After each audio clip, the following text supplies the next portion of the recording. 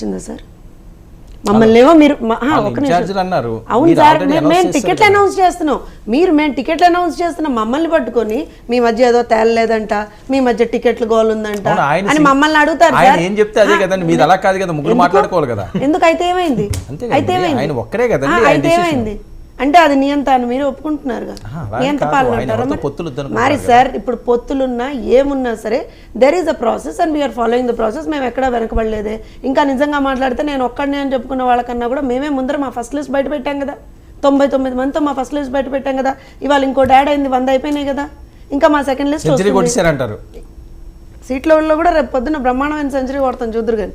అయితే ఇప్పుడు ఇక్కడ ఇంకో విషయం ఏంటంటే, సరే జోక్స్ అపార్ట్ నేను ఏమంటాను అని అంటే, సరే వాట్ ఎవర్ ఇట్ ఈస్, మేము 3 పార్టీలుగా కలిసి వస్తున్నాం, ఖచ్చితంగా మాకున్నటువంటి స్ట్రాటజీ ప్రకారంగా వెళ్తున్నాం, కలిసి మాట్లాడుకుంటున్నాం, ఎక్కడికక్కడ క్యాండిడేట్స్ని బయట పెడుతున్నాం.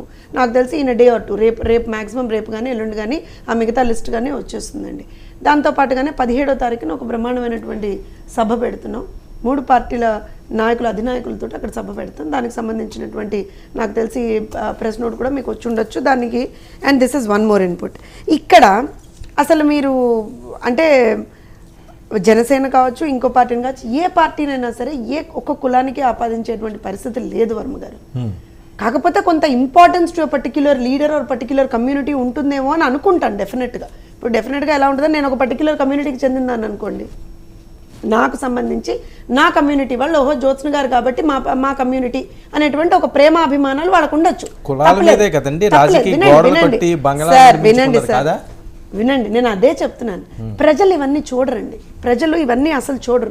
నేను యూజువల్గా మా ప్రసాద్ గారు చెప్పేదానితో నేను డిఫర్ అవుతాను, కానీ ఆయన ఇవాళ ఒక మాట చెప్పారు, ప్రజలు ఇవన్నీ చూడరు. ప్రజలు ఏం చూస్తారు అంటే ఎవరు మంచి చేశారు, ఎవరు మంచి చేయలేదు అనేదే చూస్తారు. సో డెఫినెట్గా ఇవాళ రోజున ప్రజలకి మంచి ఏం జరుగుతుంది, ఏం జరగట్లేదు, దీని మీద ప్రజలు ఆలోచిస్తారు వర్మ గారు.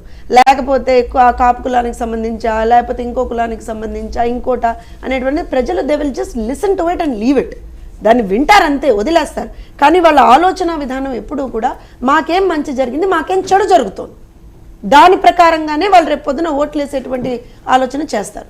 ఇక్కడ ఇంకో విషయం ఏంటి అని అంటే, సరే 2014 నుంచి 19 వరకు మీరు ఉన్నారు కదండి, మొదటి 3 సంవత్సరాలు ఎన్డీఏ ప్రభుత్వంలో ఉన్నారు, తర్వాత ఐ థింక్ 1.5 year మీరు బయటకు వచ్చేసారు, మీరు సింగిల్గా ఉన్నారు.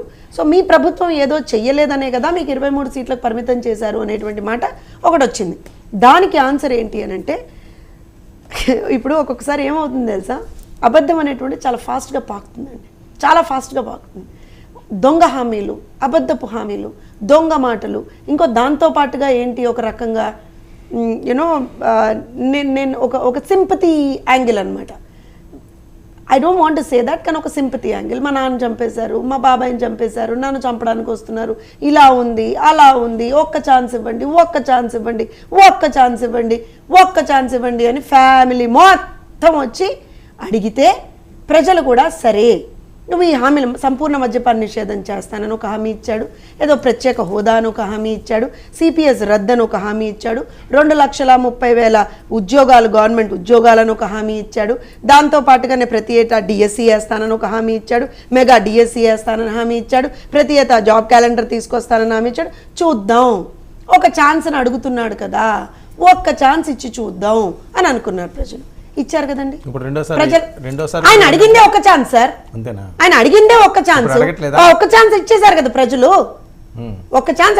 సార్ ఒక విషయం చెప్తాను, జగన్మోహన్ రెడ్డి మాట తప్పుతాడండి, మడం తిప్పుతాడు, కానీ ప్రజలు మాట తప్పరు సార్. ప్రజలు ఆ రోజున మాట ఇచ్చారు, నువ్వు ఒక్క ఛాన్స్ అడిగావు, నీకు ఒక్క ఛాన్స్ ఇచ్చామని చెప్పారు, అయిపోయింది సార్ అక్కడికి, ఇంకోటి ఏం లేదు. ఇక్కడ ఇంకో విషయం ఏంటి అని అంటే, ఇవాళ ప్రజలు అనుకునేది ఒకటే అండి, ఇన్ని హామీలు ఇచ్చారు కదా, హామీలు పూర్తి చేయలేదు కదా, so there is no point will go back to him. దాంతోపాటుగా ఇందాక ఒక మాట మా ప్రసాద్ గారు చెప్పారు, సబ్మిసివ్గా అన్నారు. I would like to differ with that. సబ్మిసివ్గా జగన్మోహన్ రెడ్డి గారు ఎక్కడ వెళ్ళట్లేదండి.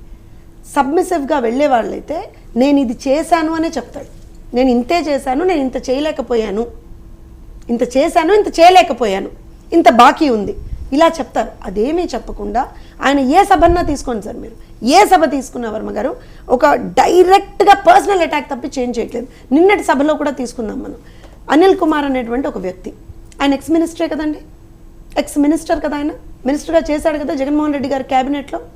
ఒక సభలో మీరు మీరు మమ్మల్ని అంటారు కాబట్టి ఒక సభలో నిలబడి ఆయన ఏ విధమైనటువంటి పదజాలాన్ని వాడారు, ఏ విధంగా మాట్లాడారు అనేటువంటిది యావత్ ప్రపంచం చూసింది కదా నిన్న. వాళ్ళ లెక్క ప్రకారం వాళ్ళే చెప్పారుగా, ఇన్ని మిలియన్ వ్యూస్ వచ్చాయని వాళ్ళే చెప్పారుగా.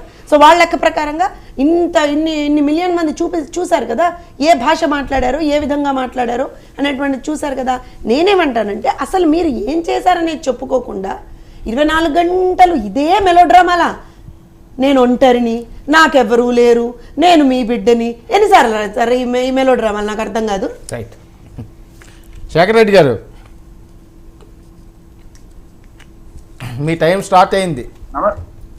నమస్తే అండి వర్మ గారు, మీకు అలాగే ప్యానెల్లో ఉన్న సభ్యులకి అలాగే 99 టీవీ వీక్షకులకి అందరికీ కూడా శుభ సాయంత్రం అండి. సారీ అండి, నేను కొంచెం ఘాటుగా మాట్లాడాల్సిన అంశం ఉంది కాబట్టి మాట్లాడతాను, ఎవరు తప్పుగా తీసుకోవద్దు.